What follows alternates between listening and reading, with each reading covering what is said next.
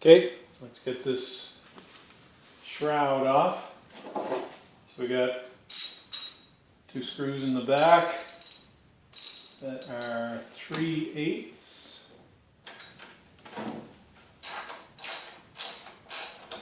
Loosen those guys.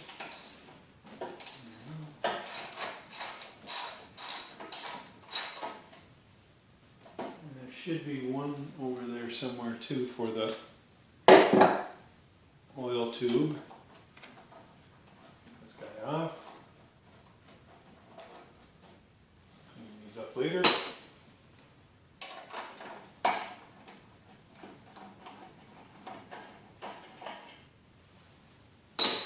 Alright. And the front ones are 8mm? What do we got? 8mm.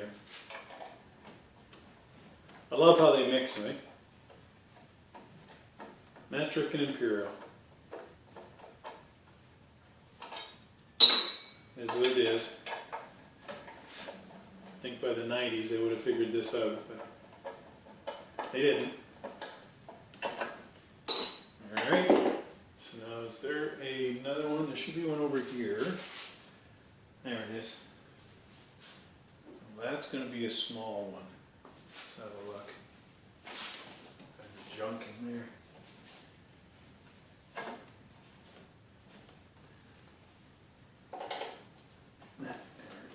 Also an 8mm, and that just holds the tube, the oil tube, to the side of the shroud.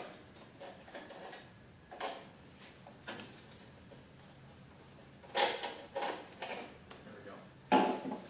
So that should free that up, and there we are. It's in pretty good shape. It's not all just some mild surface rust, just needs to be cleaned up. You can actually still see the paint inside. I'll put some oil on the starter, but it was working good. And it moves freely. Give it a little couple of drops of oil, but looks like it's good. The rope is in good shape, so take that off and set that to the side. The handle's kind of broken on one end, so I might have another handle, but we'll see. We'll see what I do. Okay. So now, have a look. Yep. Good magnet. Oh.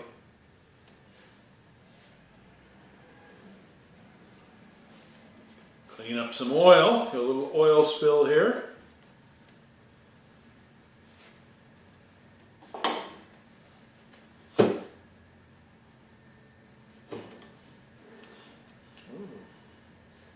Oh, that's interesting. It pumps the oil out.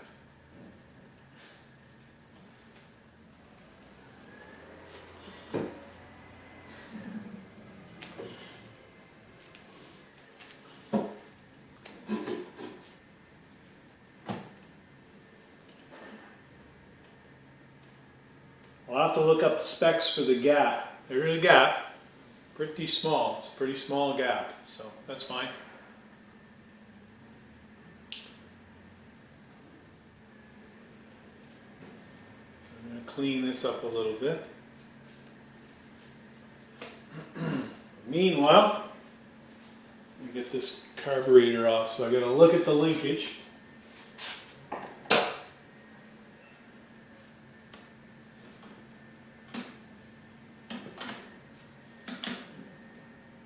I always make note of how the linkages go on these things, because you want to make sure you get it back right. So I'm just going to lift you guys up, get in here close. You can see I've got it on high speed now. I'm going to set it down so it's pulling it like that. But this one on the end of the spring is just set into here, into this arm. And then this one is in the top off the governor, and it's bent that way. Now let's see, can I get in there and have a look at how it is? See, get a little closer. There we go. I'm going to try my best to keep that the way it is. Well, I'm not going to keep it the way it is. It's coming apart. But let's have a look. Get some of the dirt out of here so we can actually see how this thing goes together. There we go. Alright, so there's 3 holes. The top hole on this arm is empty. Second hole is for this linkage going here to the carb. And the third hole down is the other end of the spring. So. Alright. So let's get going here with taking off the carburetor. So you can do it a whole bunch of ways if you like. You can take them off. There's two bolts that hold them on here. I find the inside one very difficult to get at. So what I usually do is I just take the whole manifold right off, and then I just deal with the carburetor with the manifold still on the end. With these guys here, usually the muffler gets in the way, so you got to take the muffler off. And the muffler is a 7/16. 7/16. So get that out of the way. And that's going to get cleaned up anyway. You know, I got my cheap ratchet here, and I'm going to switch in a bit because I'm tired of working with a cheap tool. But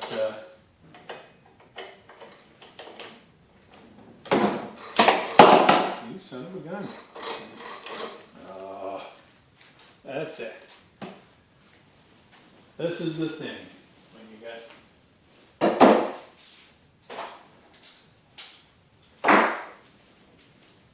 get my good Mastercraft ratchet that I've had.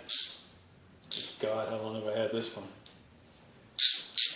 I'm going to say since the early 80s anyway. Alright.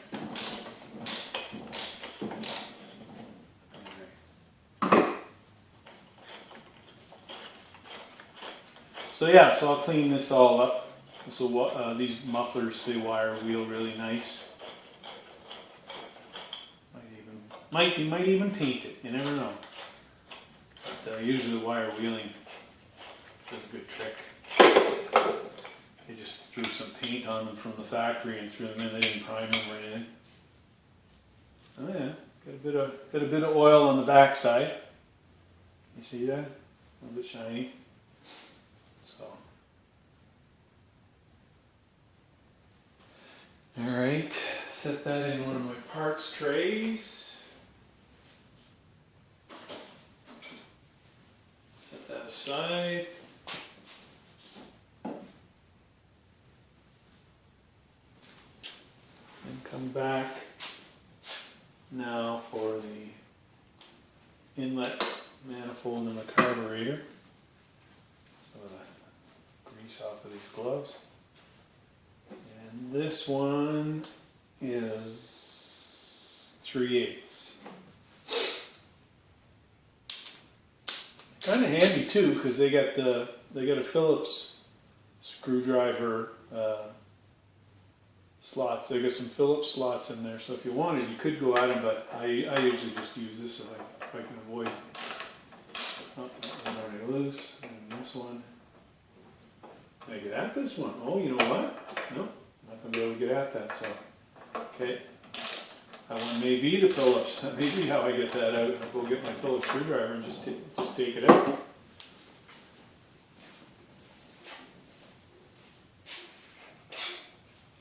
Well, let's see. Not really a big fan of Phillips core design. There we go. And they don't need to be super tight. There we go. Wire wheel this guy up. Now I'm going to support that while I take this off. And one thing I'm going to do before I go and take it away is just double check how it looks on the inside. As far as the linkage, how the linkage hooks up on the inside. There we go. Gasket is on the manifold. No, gasket's still on the engine. Okay. So on this part here, there's two holes. It goes on the outside one, and this one. Well, let's just get that right off of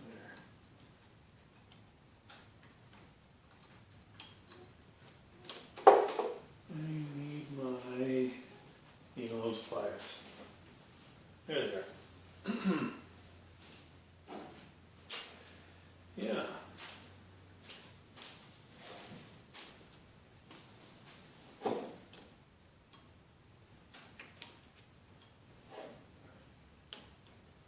Okay, that spring came off. So I'll just leave that on there.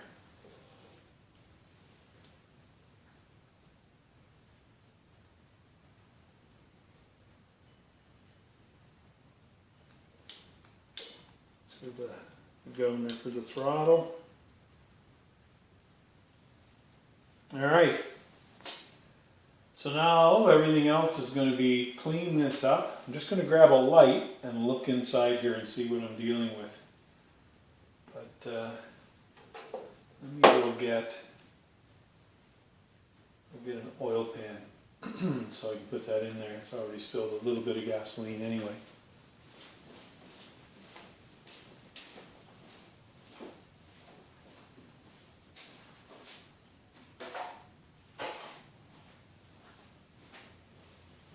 And I think what I'll do is I'll just shut you off here at this point, because I'm going to get busy with some of these little things here.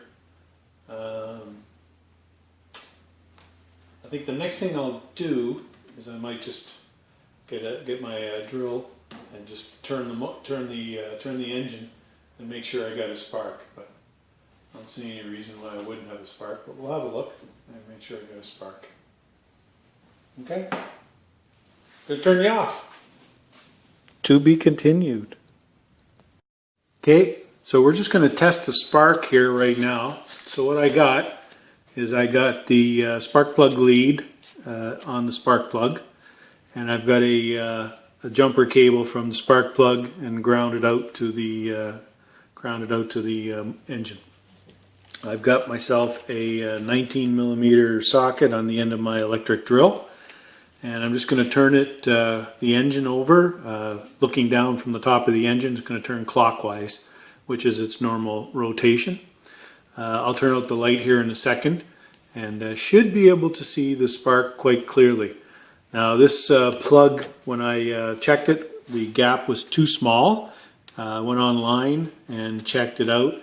These Tecumseh engines, all the L head or side valve engines, as well as the overhead valve, they all have the same spark plug gap setting, which is 0.7762. So I just gapped it 0.762, and let's see how it works. So I'll just shoot off the light and let's see what happens. All right. Go. Oops. So what did I do wrong? Well, I forgot to move the wood back. Alright, this should work better now. Alright, let's give it another try. Okay, able to see the spark there? I think you should have been able to see it, yeah. Give it one more shot, we'll have a look. So a nice, healthy, strong spark, so that's good. So we're good with that. And then I'll turn the lights back on here. And I'm going to move you over to the other side. So when I was checking this out, I found something that I'm going to have a look at here on the other side. So taking off the muffler off the exhaust and the inlet when I took off the, let's see here now, see if we can get this to focus a bit better. There we go, that came into focus. So in the intake, which is the upper chamber here, where the gasoline goes into the engine, you can see the valve stem's nice and clean, everything looks pretty clean in there. But down here, there on the exhaust, there's lots of oil, and there's gunk built up on the exhaust valve, so I may end up having to take off the head and then opening up the valve box here to remove the keeper and get the valve out. I'll try it out first and see how it works, but if it looks like I'm not getting good compression, I'll check the gap on the end of the valve where the lifter contacts it. There should be a gap there when the piston's at top dead center and both valves are closed. That'll be online as well. I'll just look up what the gap is supposed to be. They're different size. One's different for the exhaust as opposed to the intake usually. We'll see what it is on this engine. And yeah, if need be, then I'll clean things up in there and see what's what. Hopefully it does. There's not a whole whack of oil. There is oil in there, but there's not an awful lot. So I'm thinking the seal may be going, but maybe it just was over time that it accumulated there.